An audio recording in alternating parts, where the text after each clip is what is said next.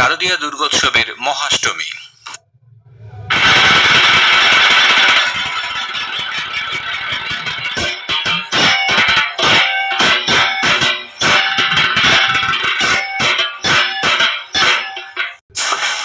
এদিকে মহাষ্টমীতে সকাল থেকেই দেবী দুর্গার প্রথমে কল্পারম্ভ, পরে অষ্টমী বিহিত পুজো চলছে। পূজার্চনা শেষে দর্শনার্থীরা মায়ের উদ্দেশ্যে অঞ্জলি নিবেদন করবেন। অনেক জায়গায় কুমারী পুজোর আয়োজন করা হয়। কুমারী বালিকার মধ্যে বিশুদ্ধ নারী রূপ কল্পনা করে তাকে দেবী জ্ঞানে পুজো করেন ভক্তমণ্ডলী। বেলুর মঠে যথোচিত ধর্মীয় আচার অনুষ্ঠান মেনে চলে কুমারী পুজো। বাগবাজার সহ অন্যত্র আজ বীরাষ্টমী পালন করা হয়। জেলাগুলিতেও চলেছে মহাষ্টমী পুজো। জলপাইগুড়ি জেলার মহাষ্টমীতে রামকৃষ্ণ মিশন আশ্রমে কুমারী পুজো দেখতে অসংখ্য ভক্তবৃন্দ ভিড় জমান। পাশাপাশি রাজবাড়ির কুমারী পুজো হয়ে আসছে 516 বছর ধরে। ভারত সরকার স্বীকৃত পর্যটন গ্রাম মুর্শিদাবাদের কথিত সতীপীঠ কিরিটেশ্বরী মন্দিরে রাজরাজেশ্বরীর পুজোয় মুসলিম প্রজার বাড়ি থেকে কাপড় পরে আসে বিশেষ মাছ, তাতেই রান্না হয় মায়ের ভোগ। মহাষ্টমীর দিন গুপ্ত মন্দিরে অধিষ্ঠাত্রী দেবী রাজরাজেশ্বরী রূপে পূজিত হন। রাষ্ট্রপতি দ্রৌপদী মুর্মু ও প্রধানমন্ত্রী নরেন্দ্র মোদী দুর্গাপুজো উপলক্ষে দেশবাসীকে শুভেচ্ছা জানিয়েছেন। রাষ্ট্রপতি এক বার্তায় বলেছেন, দুর্গাপুজোর পবিত্র উৎসব আমাদের সংস্কৃতি, বিশ্বাস এবং আধ্যাত্মিক ঐতিহ্যের প্রতীক। এই উৎসব সাম্য, সহনশীলতা এবং ভালোবাসার চেতনাকে উৎসাহিত করে। সামাজিক মাধ্যমে এক বার্তায় প্রধানমন্ত্রী প্রত্যেকের জীবন সুখ শান্তি আসুক, সকলে সুস্বাস্থ্যের অধিকারী হন, সেই প্রার্থনা জানিয়েছেন। পুজোর দিনগুলিতে যাত্রীদের সুবিধার্থে পূর্ব রেলের হাওড়া ডিভিশন গত রাত থেকে 1 অক্টোবর রাত পর্যন্ত শহরতলি, ব্যান্ডেল, তারকেশ্বর এবং বর্ধমান মেইন এবং কর্ড লাইনে মোট 8টি অতিরিক্ত ইএমইউ স্পেশাল ট্রেন চালাবে। ট্রেনগুলি রাত 1:45 থেকে 2:45-র মধ্যে ছাড়বে।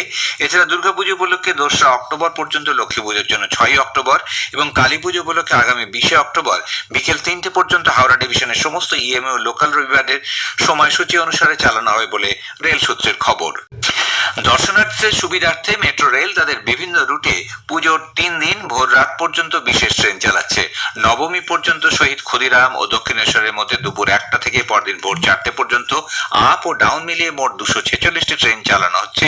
এই দিনগুলিতে হাওড়া ময়দান থেকে সেক্টর 5 অর্থাৎ গ্রিন লাইনে দুপুর 1:30টা থেকে ভোর 4:18 পর্যন্ত আপ ও ডাউনে মোট 192টি, ইয়েলো লাইন অর্থাৎ নোয়াপাড়া থেকে জয়হিন্দ বিমানবন্দরের মধ্যে দুপুর 3টে থেকে রাত 10:50 পর্যন্ত 62টি ট্রেন চলাচল করবে। জোকা মাঝেরহাট রুটেও দুপুর 3টে থেকে রাত 10:55 অবধি দশমী পর্যন্ত চলছে বিশেষ ট্রেন।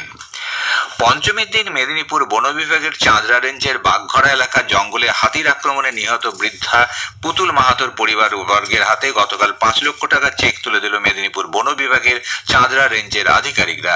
সরকারি নিয়ম অনুসারে হাতির আক্রমণে কারোর মৃত্যু হলে ক্ষতিপূরণ বাবদ এই চেক মৃতের পরিবারের সদস্যদের দেয়া হয়ে থাকে।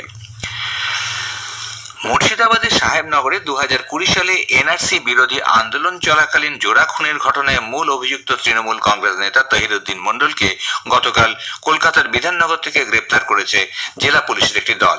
5 বছর ধরে পলাতক ছিল সে। উল্লেখ্য, 2020 সালের 29শে জানুয়ারি জলঙ্গির সাহেবনগরে এনআরসির প্রতিবাদ মিছিলকে লক্ষ্য করে গুলি চালানোর ঘটনায় 2 জনের মৃত্যু হয়। এই ঘটনায় তহিরউদ্দিন সহ মোট 12 জনের বিরুদ্ধে দায়ের করা হয় এফআইআর। পর্যাপ্ত নিরাপত্তার আশ্বাস না মেলায় এএফসি কাপ ফুটবল খেলতে ইরান গেল না মোহনবাগান সুপার জায়ান্ট। আজ এই মোহনবাগান সুপার জায়ান্ট ও সেপাহান এফসির বিরুদ্ধে এশিয়ান চ্যাম্পিয়ন্স লিগ 2 এর ম্যাচটি অনুষ্ঠিত হওয়ার কথা ছিল। এই ম্যাচটি নিরপেক্ষ স্থানে দেওয়ার জন্য এএফসির কাছে আগেই আবেদন জানায় মোহনবাগান, কিন্তু কোনো সদুত্তর না মেলায় মোহনবাগানের পক্ষ থেকে কোর্ট অফ আরবিট্রেশনে আর্জি জানানো হয়, তবে এর কোনো জবাব মেলেনি। উত্তর আন্দামান সাগরে আজ একটি ঘূর্ণাবর্ত তৈরি হওয়ার সম্ভাবনা রয়েছে। আগামীকাল তা নিম্নচাপ এলাকায় পরিণত হতে পারে বলে জানিয়েছে আলিপুর আবহাওয়া দপ্তর। এর ফলে রাজ্যের প্রায় সব জেলাতেই 2 থেকে 5 তারিখ পর্যন্ত হালকা থেকে মাঝারি এবং কোথাও কোথাও ভারী বৃষ্টির সম্ভাবনা। আগামী 24 ঘন্টায় পূর্ব বর্ধমান, পশ্চিম মেদিনীপুর, ঝাড়গ্রাম, বাঁকুড়া, পুরুলিয়া এবং হুগলি জেলায় বিক্ষিপ্তভাবে বৃষ্টি হতে পারে। স্থানীয় সংবাদ শেষ হলো। এরপর শুনুন বেলা 12:30টায় গ্রামীণ সংবাদ।